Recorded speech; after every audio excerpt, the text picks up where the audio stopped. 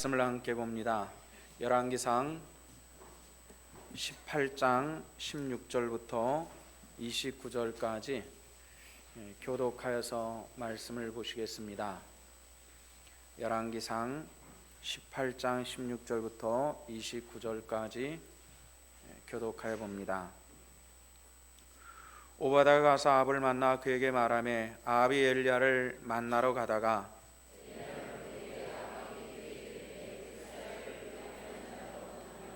그가 대답하되 내가 이스라엘을 괴롭게 한 것이 아니라 당신과 당신의 아버지 집이 괴롭게 하였으니 이는 여호와의 명령을 버렸고 당신이 바알들을 따랐음이라.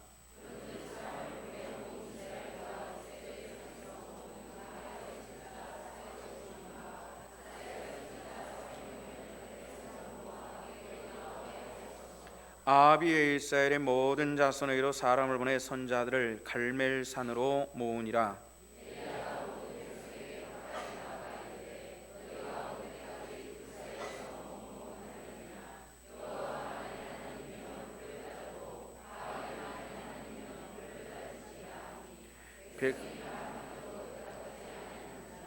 엘리야가 백성에게 이르되 여호와의 선자는 나만 홀로 남았으나 바알의 선자는 450명이로다.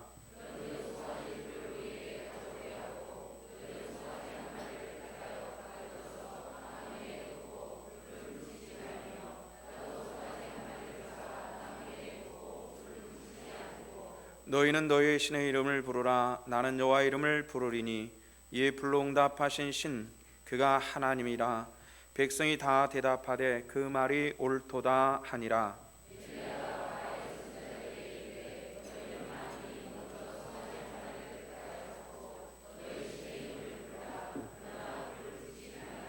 그들이 받은 송아지를 가져다가 작과 아침부터 낮까지 바알의 이름을 불러 이르되 바알이 우리에게 응답하소서 하나 아무 소리도 없고 아무 응답하는 자도 없으므로 그들이 그 쌓은 제단 주위에서 뛰놀더라.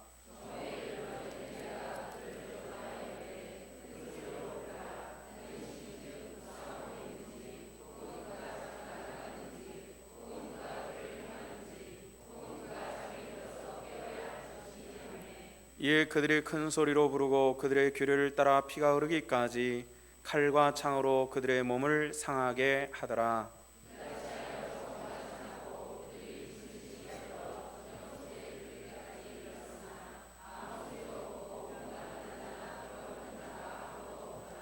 아멘. 오늘서부터 우리 기독교에서는 굉장히 중요한 절기가 시작이 됩니다. 고난주간이라고 하는 절기가 시작이 되는데요, 오늘은 그 고난주간 중에서 시작하는 종료주일이라고 하는 주일입니다. 종료주일이라고 하는 것은 다음 주일이 부활주일이죠. 부활주일이 우리 기독교에서는 두 개의 굉장히 중요한 절기가 있는데, 하나는 성탄절, 하나는 부활절입니다. 성탄절은 연말에 믿지 않는 사람들의 그 흥청거리는 분위기와 함께 성탄절도 그런 분위기에 휩쓸려 가서 굉장히 특별한 날로 인식이 되는데, 부활절은 또 다르죠. 성탄절은 믿지 않는 사람들과 같이 하는 절기인 것 같습니다만은, 이 부활절은 믿음의 사람들에게만 믿을 수 있고 함께 할 수 있는 그런 절기입니다. 사도 바울이 말한 것처럼 만약에 부활이 없으면은 우리 믿는 것도 우리 전하는 것도 헛된 것이 되기 때문에 이 부활을 믿는 그런 사람이 진정한 하나님의 백성이 되기 때문에 그렇습니다. 진정한 예수 그리스도를 주로 영접하는 이 부활의 백성들 될 수 있기를 주 이름으로 부탁을 드립니다. 이 부활주일 전 일주일간을 고난주간이라 이렇게 얘기합니다.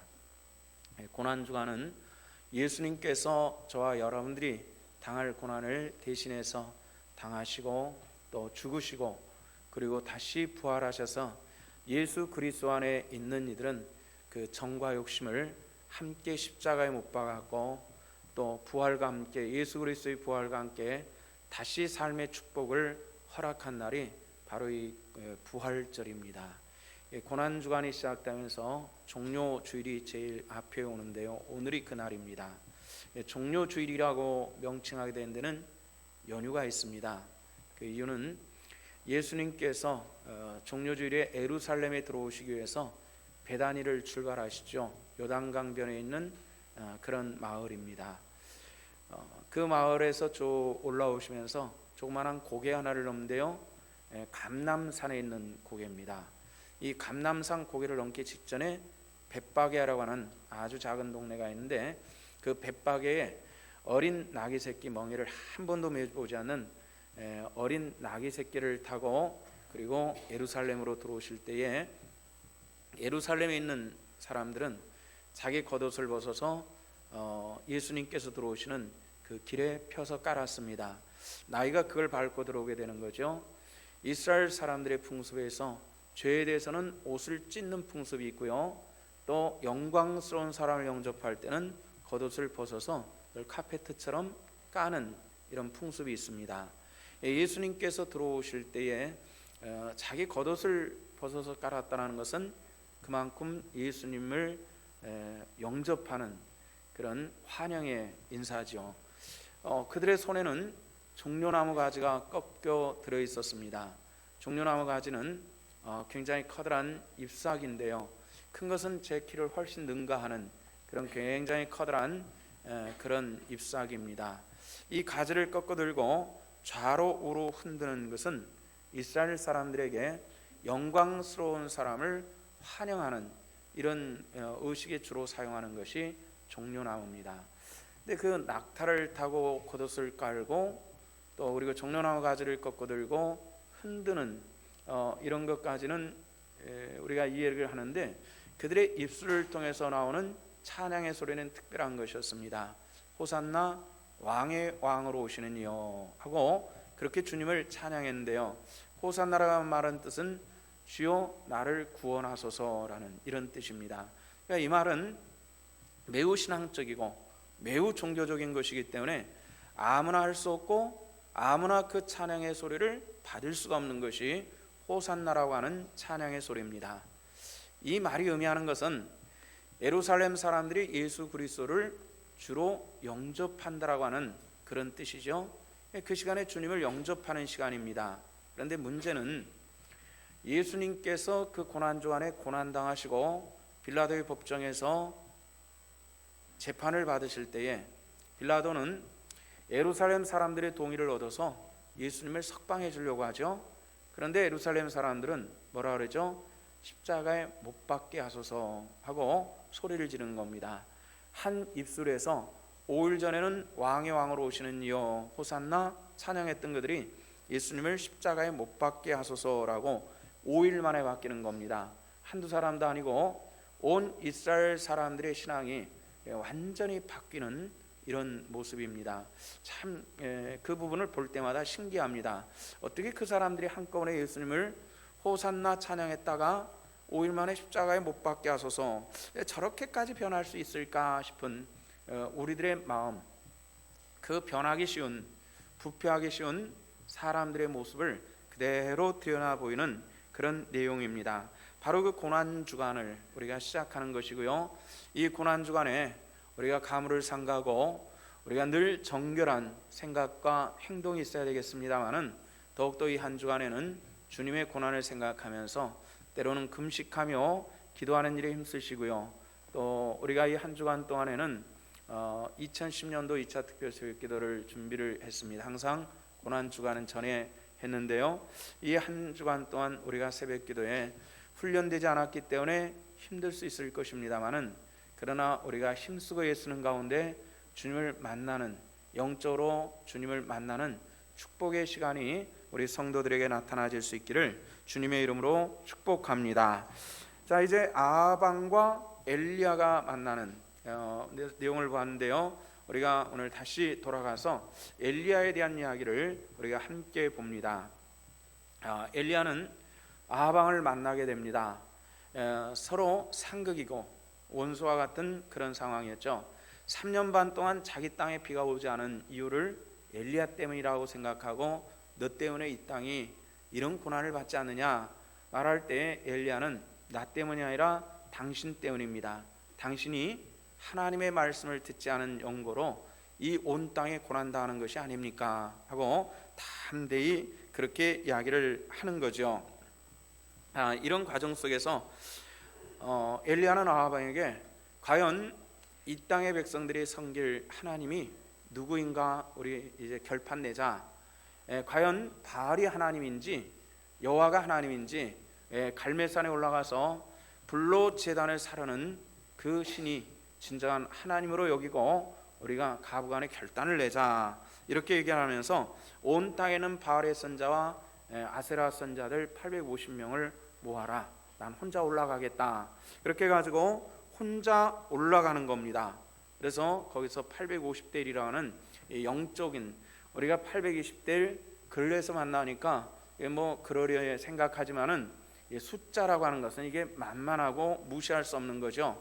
이 엄청난 이 어마어마한 이 850명과 영적인 싸움을 한다는, 처음서부터 기가 눌릴 수 있는 그런 상황입니다만은 엘리야는 하나님께서 함께 하심을 통해서 담대하여 있는 그런 모습을 봅니다. 성도 여러분들, 저와 여러분들 가운데 하나님이 계시다면은 어느 곳에서든지 담대할 수 있는 하나님의 사람들 되시기를 주 이름으로 부탁을 드립니다. 이스라엘 백성들이 참 어정어정 이도 아니고 저도 아닌 그런 모습을 보여주는데요. 벌코프라고 하는 아주 유명한 신학자가 있었습니다. 이분이 이런 얘기를 했습니다. 사람들은 종교적인 때문에 그 마음에 하나님이 없는 사람들은 불가불하게 자기 마음의 우상을 들여 앉힐 수밖에 없다, 이런 얘기를 했습니다. 사람이라고 하는 존재는 근본적으로 하나님의 형상을 따라 창조되어졌기 때문에 불가불 종교적인 존재라는 겁니다. 종교인이든 아니든 어떤 신앙을 가지고 있든 안 가지고 있든 불가불하게 종교적인 존재가 사람이라는 거죠. 근데 우리는 이런 하나님을 섬길 수 있는 축복이 저에게서부터 비롯된 것이 아니라 하나님께서 저와 여러분들에게 예수 그리스도를 아들로 허락하셨고 우리는 그것을 믿었습니다. 이것을 뭐라 얘기하냐면 구원이라고 말하는 것입니다. 저와 여러분들이 예수 그리스도를 주로 영접하였다면 진정 하나님의 백성이요 구원의 백성이심을 믿으시기를 바랍니다. 그런데 이제 이스라엘 백성들 가운데서는 이제 어떤 모습이죠? 이제는 지금까지 가뭄의 고통이 자신 때문이라고 하는 것을 모른 채 이제 영적인 싸움을 하게 되는 겁니다. 갈멜산에 오르게 될 때에 엘리야는 850명을 대상으로 해서 혼자 대적하는 이런 걸 보죠. 그리고 그 뒤를 따라서 또 한 무리 사람들이 오릅니다. 이스라엘 사람들입니다. 이스라엘 사람들은 이 이스라엘 왕들이 다스린 7대 동안 약 50년 동안을 하나님을 깜빡깜빡 잊어버리고 살았던 사람들입니다. 바알이 하나님인지 여호와가 하나님인지 이걸 잊어버리고 살았던 그런 사람들이 이제 구경거리가 생긴 겁니다. 야, 진짜 바알이 하나님인지 여호와가 하나님인지 우리 한번 쫓아가서 좀 확인하자. 구경꾼들이, 백성들이 구경꾼이 되어가지고 구름대처럼 올라오는 이런 상황이었습니다. 자, 이때 이스라엘 백성들을 향하여 엘리야가 무엇라 얘기하는지 한번 보시기를 바랍니다. 21절에 보면은 이런 얘기가 나오죠. 엘리야가 모든 백성들에게 말하였습니다. 자, 가까이 나와라. 너희가 어느 때까지 둘 사이에서 머뭇머뭇하려느냐, 이렇게 질문하고 있습니다. 이것은 책망이기도 한 그런 질문이죠. 그래서 머뭇머뭇한다라는, 이 백성들에게 결단해라 이렇게 요청하고 있는 겁니다. 여기서 머뭇머뭇한다라는 말은 히브리어 말인데 술 취한 사람처럼 갈짓자로 이런 뜻을 가지고 있는 것입니다. 왔다 갔다 하는 그들의 마음이 정함이 없는 그런 상태를 머뭇머뭇한다라는 이런 표현을 했습니다. 이스라엘 사람들이 술이 취한 사람이 바른 길을 갈 수가 없는 것처럼 영적으로 곧게 서 있지 않고 이리저리 흔들리는, 마치 물에 떠있는 가랑잎이 물결에 의해서 흔들리는 것처럼 매우 많이 흔들리는 상태를 머뭇머뭇한다라고 이렇게 이야기를 하고 있다는 겁니다. 자, 우리 성도들에게 부탁하는 것은 마음에 정함이 있는 하나님 사람들 되시길 부탁을 드립니다. 두 마음을 가진 사람들을 야고보서 1장 7절로 8절 말씀에서는 이런 얘기를 합니다. 뭐라 말하냐면 두 마음을 푸는 사람은 하나님으로부터 무엇을 받을까 생각하지 말라, 이렇게 말씀을 했습니다. 이스라엘 백성들이 기도 안 했겠어요? 3년 반 동안 가물어 가지고 사람들이 다 말라 죽어가고 있는데 기도도 했을 것입니다. 근데 그 기도의 응답은 없었습니다. 그는 뭐죠? 마음이 갈려져 있었습니다. 두 마음이었습니다. 우리가 오직 한 마음으로 오직 여호와만을 섬기는 축복된 자리에 있는 하나님의 사람들 되기를 원합니다. 그래서 사람들은 쉬운 것을 굉장히 좋아합니다. 쉬운 것, 하나님의 말씀도 쉬운 것이 좋고요, 믿는 방법도 쉬운 것이 좋습니다. 그래서 그 쉬운 방법은 사람들은 자기 방법을 선택해서 하나님을 믿고 섬기려고 하는 이런 경향이 굉장히 강하죠. 사람들은 편한 것을 선택을 하는데, 그래서 TV에 나오는 어떤 한 사람이 자기 집안을 모아가지고 종교 하나를 창시한 사람이 있어요. 그 종교 이름이 참 신기하게도 비빔교입니다. 비빔 뭐든지 비빈다 그래가지고 비빔교인데요. 이 사람이 장사를 하는데 무슨 장사를 하냐면 밥 장사를 합니다. 그 밥은 뭐냐면 비빔밥 장사입니다. 비빔교 교주가 비빔밥 장사를 하는데, 그럼 당신의 교리는 뭐냐라고 하는 질문에 대해서 예수도 믿고 석가도 믿고 공자도 믿고 마호멧도 믿고 모든 종교를 짬뽕해가지고 비벼가지고 믿는다는 거예요. 그걸 보다가 웃음이 픽픽 나오는데 마치 코미디어 같은 사람인데, 그 사람은 아주 진실하게 정말 마음을 가지고 그렇게 비비는 겁니다. 근데 그 비비는 것이 교리도 비비고 밥도 비비는 것이 아니라 그 사람의 영적인 신앙적 행위는 딱 한 가지입니다. 손을 비비는 겁니다. 그래가지고 비빔교라고 그랬다는, 굉장히 아주 편리한 그런 종교인데, 문제는 뭐냐면은, 그래서 이런 모든 종교를 비벼가지고 평화롭게 치우침이 없이 그렇게 믿겠다라는 그런 얘기인데요. 전 세계에서 이런 편리한 이런 신앙을 주장하는 것이 있습니다. 혹시 들어보셨는지 모르겠는데 에큐메니칼 운동이라고 하는 것이 바로 그런 것입니다. 굉장히 좋아요. 이론적으로는 굉장히 좋습니다. 전 세계적으로요, 종교 때문에 전쟁이 일어나는 것이 굉장히 많았죠. 중세기에 십자군 전쟁이라든지 이런, 또 최근에 일어나는 이슬람과 기독교의 그런 갈등들, 그 아프가니스탄 전쟁이라든지 뉴욕에 있는 쌍둥이 빌딩이 비행기에 폭파된 이런 사건, 모든 것들이 이 종교적인 데서 시작되지는 그런 갈등이 원인인 것입니다. 근데 이런 갈등이 없이 모든 종교가 평화롭게 공존한다는 것, 저는 그 굉장히 찬성하는 쪽입니다. 기독교가 이슬람교를 핍박한다, 이건 반대하는 쪽이네요. 또 기독교가 이번에 나이지리아에서 이슬람교도들에 의해서 나이지리아 기독교인들이 한 200명 정도가 학살당하는 이런 사건도 있었는데, 그것도 반대하는 입장이에요. 싸워서는 안 되는 거예요. 평화롭게 공존하는 것은, 이건 모든 이 종교가 가지고 있는 그런 어떤 그 모토는 또 하나의 평화라는 겁니다. 근데 결국은 종교 때문에 평화가 깨진다, 이건 존재할 수 있어서는 안 된다, 이런 생각을 합니다. 우리 기독교인들이 스님하고도 친하게 지낼 수 있고 불교인들하고 가깝게 지내는 게 좋단 말이죠. 다른 종교인들하고 우리가 편안하게 이해하고 용납하고 그렇게 지내는 건 굉장히 좋은데, 문제는 뭐냐면은 에큐메니칼에 앞장서 있는 기독교인들이 구원은 기독교에만 있는 것이 아니다, 이렇게 얘기를 하는, 불교에도 있고 이슬람에도 있고 힌두교에도 있고, 하물며 부엌에다 떠나는 한 사발의 물에다가 비비면서 절을 하는데도 구원이 있을 수 있다, 이렇게 주장하는 것이 문제라는 것입니다. 에큐메니칼이라는 모든 평화를 추구하는 사람들의 마음이 하나일지라도, 그러나 중요한 것은 그런 구원은 뭐냐라고 하는 것에 있어서 구원은 오직 하나밖에 없다는 것입니다. 구원 얻을 만한 이름은 예수 그리스도 이름 외에 우리에게 주신 적이 없다라는 사도행전의 말씀을 믿으시기를 부탁을 드립니다. 이것이 기독교입니다. 다른 종교인과 공존하고 평화를 누리는 것은 우리가 추구해야 될 부분들이지만은 구원만은 하나라는 겁니다.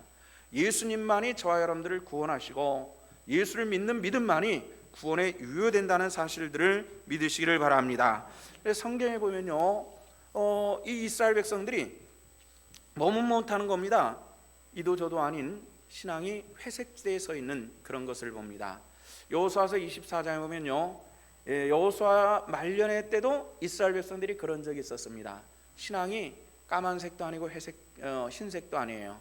회색지대에 서가지고 머뭇 못할 때 그들을 모아가지고 선언한 것이 있습니다. 오늘 우리가 섬길 자를 이제 택하자. 너희들이 누구를 택하든지 간에 나와 내 집은 오직 여호와만 섬기겠노라. 이렇게 선언할 때 온 이스라엘 백성들 가운데서 지금까지 머뭇머뭇하던 자들이 우리도 오직 여호와만을 섬기겠습니다라고 분명히 하나님 편으로 돌아오는 그런 것을 볼 수가 있습니다. 혹시 여러분들의 집안 사람들이 더 회색지대에 있다고 생각하지 않습니까? 만약에 그렇다면 그 가운데 나와 내 집은 정말 여호와만 섬기겠노라고 하는 이 신앙의 결단과 선언이 없는 경우에 그럴 수 있다는 것입니다. 우리들의 신앙이, 우리 한국 사람들의 특징이 또 그런 것이 있다고 합니다. 우리나라 사람들이 까만색이든 하얀색이든 선택하는 것이 아니라 대체로 중간색을 선택하는 경우들이 많습니다. 그래서 차를 보세요. 우리나라 차들 보면은 중간색이 굉장히 많습니다. 회색, 은색, 비둘기색, 분명한 이런 색을 선택하지 않고 중간색을 선택해요. 신앙도 그런 경향이 종종 있다는 거죠. 오직 나와 내 집은 하나님을 섬기겠노라고 하는 이 선언을 가지고 하나님 앞에 서는 그 신앙을 하나님께서 기다리는데요, 마태복음 10장에 보면 예수님께서 친히 이런 말씀을 해주셨습니다. 나와 함께 아니하는 자는 나를 반대하는 사람이다. 이렇게 말씀을 했습니다. 우리 주님과 함께 한다는 것은 무엇입니까? 주님을 믿을 뿐만 아니라 그 삶을 받아들이며 그 삶의 현장에서 믿음을 실현해 나가는 영적인 모습을 우리들에게 말씀을 해주시는 것입니다. 너희가 어느 때까지 머뭇하려느냐, 언제든지 너희가 언제까지 갈짓자그름을 하면서 이쪽 저쪽으로 선택함이 없이 왔다 갔다 하려느냐, 이런 얘기입니다. 지금까지 구름대처럼 몰린 사람들은 바알 편도 아니고 하나님 편도 아니고 이긴 편에 가서 우리가 서면 될 것이다 라고 생각했는데 엘리야는 분명히 말하기를 한 편을 선택해라, 이런 얘기입니다. 우리 성도 여러분들, 이 시대에 우리가 분명히 하나님 편에 서고 하나님의 말씀과 뜻을 따라 믿음으로 승리하는 하나님의 사람들 되시기를 주 이름으로 부탁을 드립니다. 자, 이제 갈멜산의 제단에 섰습니다.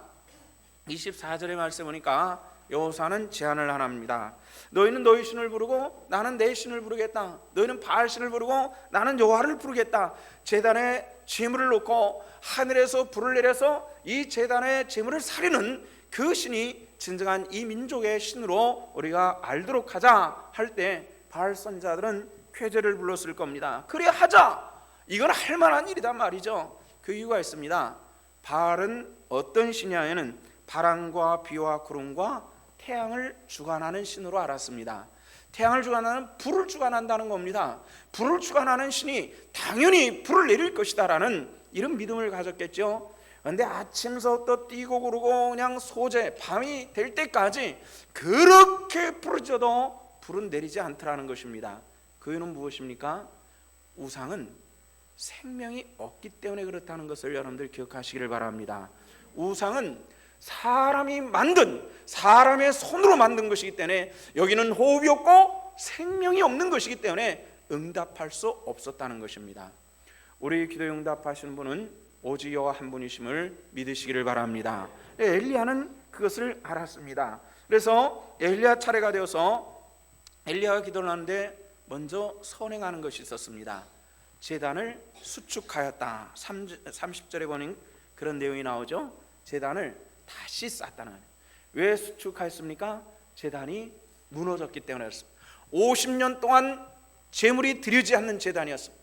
50년 동안 기도가 없던 제단이었습니다. 그 상태에서 그냥 하나님께 제물을 드릴 수가 없어서 이 제단을 전부 다시 쌓기 시작했다는 것입니다. 저와 여러분들이 진정한 하나님의 백성이라면 무너졌던 것을 다시 보수하시고 다시 쌓는 역사가 일어나기를 원합니다.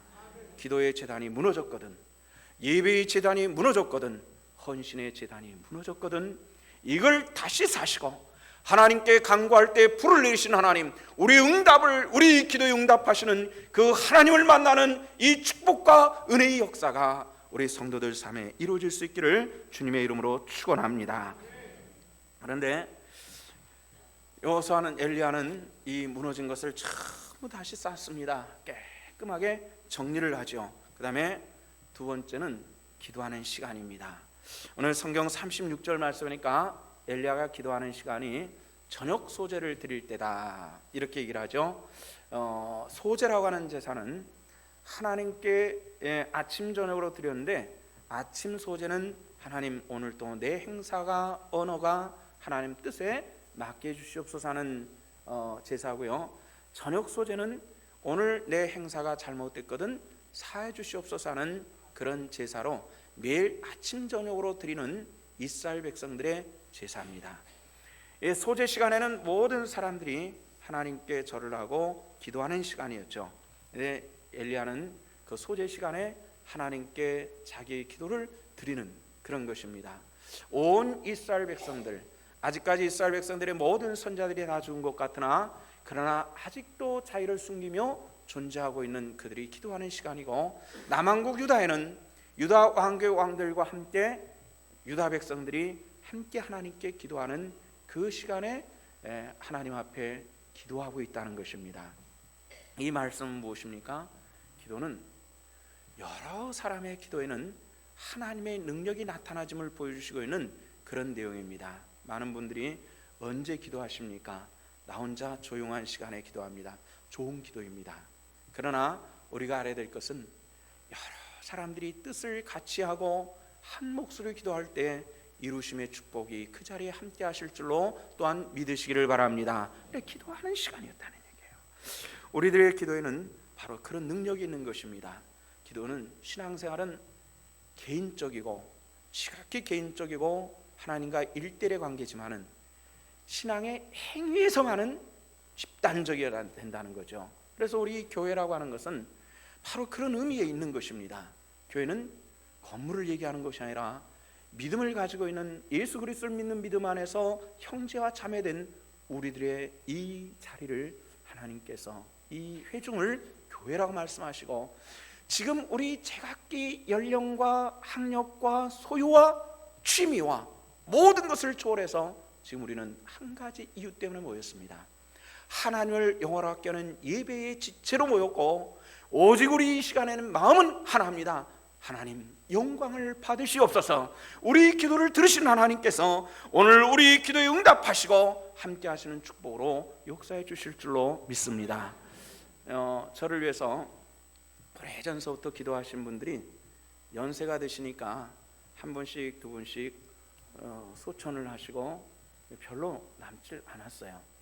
근데 요즘에 감사한 것은 월요일마다 집사님, 권사님들이 12분이 모여서 2시간씩을 저를 위해서 기도하는 모임을 가지고 있다고 하는 것에 대해서 굉장히 고맙고 감사한 마음입니다. 우리 하나님께서 그 기도에 축복하시고 저를 통해서 또 이 교회를 통해서 하나님께서 은혜의 일들을 감당케 하실 줄로 믿습니다. 그래서 이 시간을 들어서 감사의 마음을 전하기도 하고요. 이제 하나님의 모든 백성들이 그렇게 수축하고 이제 기도하는 시간에 엘리야가 기도하는데, 기도의 내용을 보면은 아브라함과 이삭과 이스라엘 하나님 여호와여, 주께서 이스라엘 중에서 하나님 되신과 주의 종이 된과 내가 주의 말씀대로 이 모든 일을 행하는 것을 이 사람들이 알게 하여 주시옵소서 하면서 기도하는 이런 것을 볼 수가 있습니다. 성경에 보면요, 기도하는 사람들이 하나님 내 기도를 들어주시옵소서 이렇게 기도하는 것보다도요, 아브라함의 하나님, 이삭의 하나님, 야곱의 하나님 이러면서 이 믿음의 선조들의 이야기를 읊어나가는 것을 보는데, 아브라함과 이삭과 야곱이 할아버지, 아버지, 아들로 이렇게 연결이 되지만은 그들의 삶은 제각기 틀렸고 성격도 틀렸고 신앙의 행사도 전부 틀린 사람입니다. 이삭은 참 소극적이었고요, 그리고 여성적이었고 아주 차분한 이런 사람인 반면에 야곱과 같은 사람은 어떻게 보면 좀 어떻게 하나님 믿는 사람이 저렇게 쉽게 좀 야비한 이런 성격도 있고요. 뭐 목적 있으면 어떻게든지 이루어야 되는, 자기 손아귀에 넣어야 되는 그런 특징도 가지고 있는 사람이었어요. 그런데 이삭의 하나님이 야곱의 하나님도 되더라는 것입니다. 그 얌전하고 정직하고 착한 이삭의 하나님이 그 좀 야비하고 아주 좀 폭력적이고 그런 야곱의 하나님도 되더라는 것입니다. 그 하나님께서 오늘 21세기를 살아가고 있는 저와 여러분들이 하나님도 된다는 사실들을 믿으시기를 바랍니다. 사람들은 종종 기도하셔야죠. 내가 지은 죄가 많아가지고 뭐 기도가 안 돼가지고요, 이런 얘기를 해요. 야곱과 같은 사람일 수 있어요. 그러나 하나님께서 또 야곱의 기도를 들으시고요, 야곱에는 특별한 축복을 주셨는데 야곱이라는 이름을 버리게 하시고 이스라엘이라는 이름을 주셨어요. 그래서 이스라엘 사람들이 지금까지 이스라엘이에요. 이스라엘은 것은 뭐죠? 하나님과 겨루어서 이겼다라고 하는, 어떻게 보면 지 아버지랑 싸워서 이긴 놈이라고 하는 이런 뜻을 가지고 있는데, 그 이스라엘은 말이 우리가 그냥 여사하게 듣지만은 그 의미가 상당히 깊은 것이라고요. 어떻게 하나님과 싸워서 이길 수가 있어요? 어떻게 자식이 아버지랑 싸워서 아버지를 때려 눕힐 수가 있겠어요? 그런데도 불구하고 하나님께서는 야곱의 하나님이다, 이렇게 말씀하시는 거예요. 그것은 뭡니까? 모든 죄의 상을 받고 하나님 앞에 나온 모든 백성들의 하나님 되시는 그 하나님께서 저와 여러분들의 하나님 되심을 믿으시기를 바랍니다. 그래서 우리에게 자격이 있다면, 나는 죄인입니다, 그러나 예수 그리스도를 믿는 믿음으로 하나님 앞에 나왔습니다라는 이런 고백을 가지고 하나님 앞에 서며 기도하는 하나님의 사람들 되시기를 주님의 이름으로 부탁을 드립니다. 그래서 우리는 이제 무엇을 위해서는, 엘리야의 기도가 그랬지 않습니까? 아브라함 하나님, 이삭의 하나님, 이 모든 사람들에게 내 기도를 들으시고 오늘 살아계신 하나님이신 것을 이 사람들이 알게 해주시옵소서, 이렇게 기도하고 있다는 겁니다. 이 기도는 내 욕심을 채우기 위한 기도가 아니라 하나님의 살아계심과 하나님의 영광을 보게 하여 주시옵소서 하는 이런 기도를 하고 있다는 것입니다.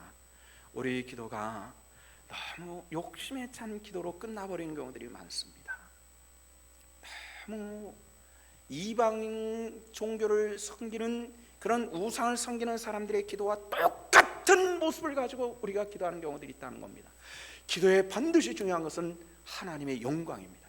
내가 예배하는 것도 하나님의 영광이고, 내가 오늘 호흡하며 사는 것도 하나님의 영광을 위해서 산다라고 말할 수 있는 그런 하나님의 사람들 되기를 부탁을 드립니다. 그래서 요한복음 14장에서는 주님께서 내게 구하라 말이죠.